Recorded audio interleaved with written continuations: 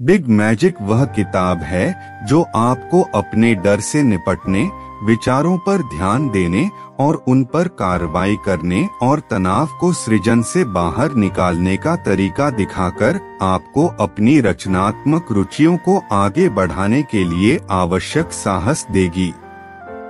Elizabeth Gilbert को 2006 में अंतर्राष्ट्रीय बेस्टसेलर ईट, प्रे, लव प्रकाशित करने के लिए जाना जाता है, जिसे 2010 में जूलिया रॉबर्ट्स के साथ एक फिल्म में बदल दिया गया था।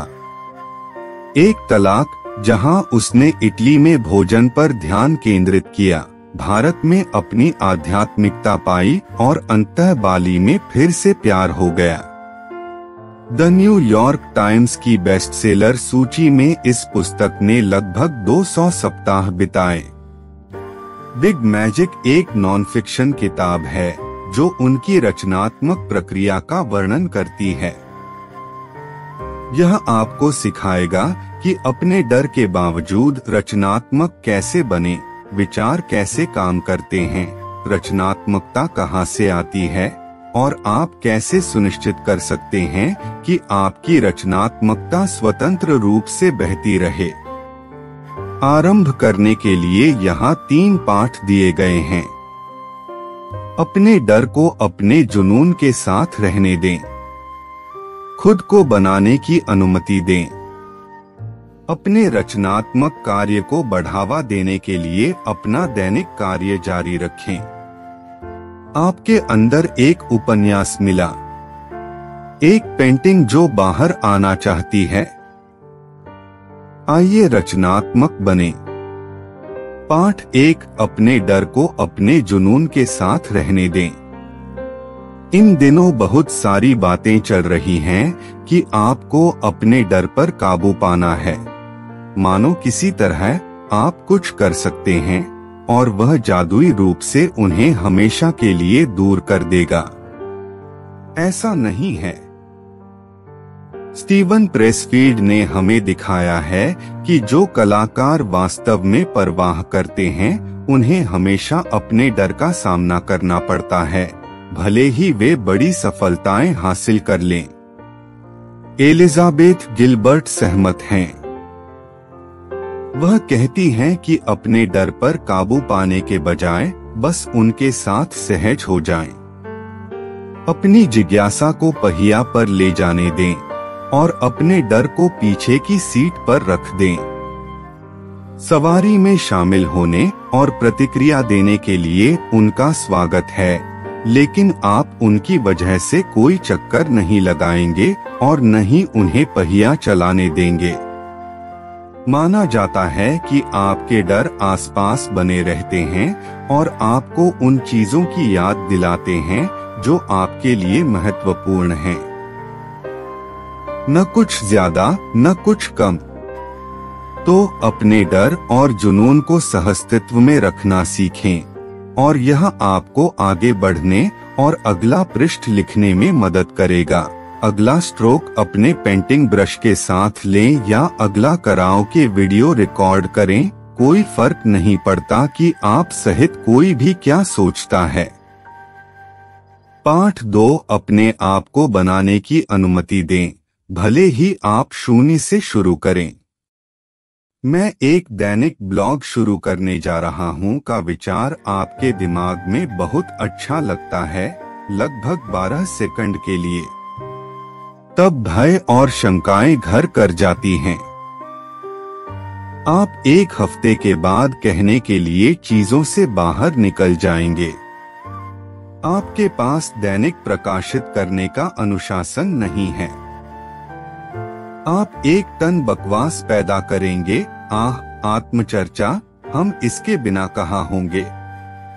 यह छोटी सी बातचीत वह है जो इस साइट को शुरू करने से पहले मेरे दिमाग में थी, लेकिन मैंने आगे बढ़कर खुद को इसे वैसे भी करने की अनुमति दे दी। निश्चित रूप से यहाँ पर पहला सारांश लगभग कुछ नए लोगों जितना अच्छा नहीं है, लेकिन कुछ ऐसा बनाने के साथ ठीक है जो उतना अच्छा नहीं है। ठीक वही है जो मुझे पहले स्थान पर लाने में सक्षम होने से पहले करना था। आपको बनाने का अधिकार है। कोई फर्क नहीं पड़ता कि आप कहां से शुरू कर रहे हैं। चाहे आपके पास हमेशा प्रतिभा रही हो या पूर्ण शून्य से शुरू करें। अपने आप को बताओ, इसे जोर से कहें, मैं एक लेखक हूं, मैं एक चित्रकार हूं, मैं एक गायक हूं।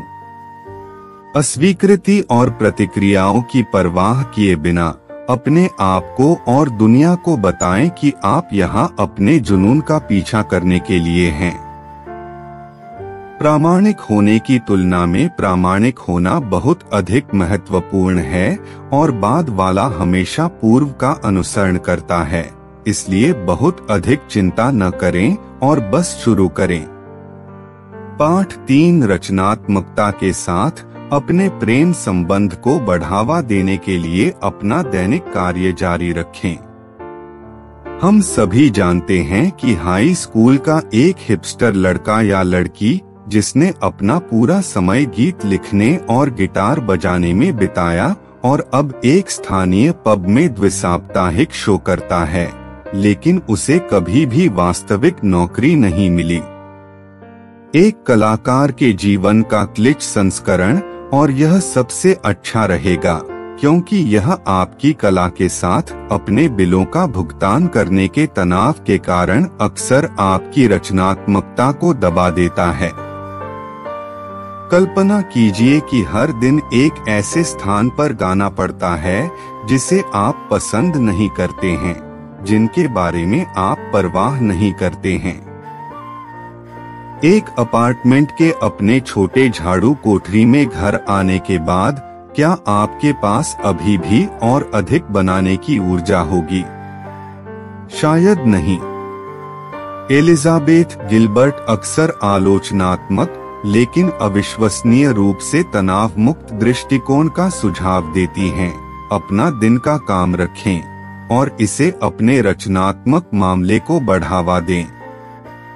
एक दिन का काम जो बिलों का भुगतान करता है, जो जरूरी नहीं कि आपकी कला से संबंधित हो, आपको अपनी रचनात्मक कला को अपराध मुक्त करने के लिए सुरक्षा और स्वतंत्रता देगा। उदाहरण के लिए, लेखन के साथ संबंध होने की कल्पना करें। हर दिन काम के बाद आप अपने आप को अपने कमरे में बंद कर सकते हैं और लिख सकते हैं, बिलों का भुगतान करने की चिंता से मुक्त हो सकते हैं या अगला ग्राहक कहाँ मिलेगा। कोई भी आपको गारंटी नहीं दे सकता है कि आप सफल होंगे और खुद को कुछ ऐसा बनाने के लिए मजबूर कर सकते हैं आपको प्रसिद्ध और धनी बना देगा, तेजी से बनाने का सारा मजा चूस लेगा। आप संभवतः इस तरह अपना सर्वश्रेष्ठ काम कैसे बना सकते हैं?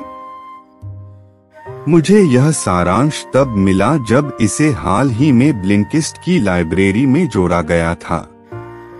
जब एक कोचिंग क्लाइंट ने मुझे फिर से इसका सुझाव दिया, तो मैंने सोचा कि मैं इसे आजमा दूं।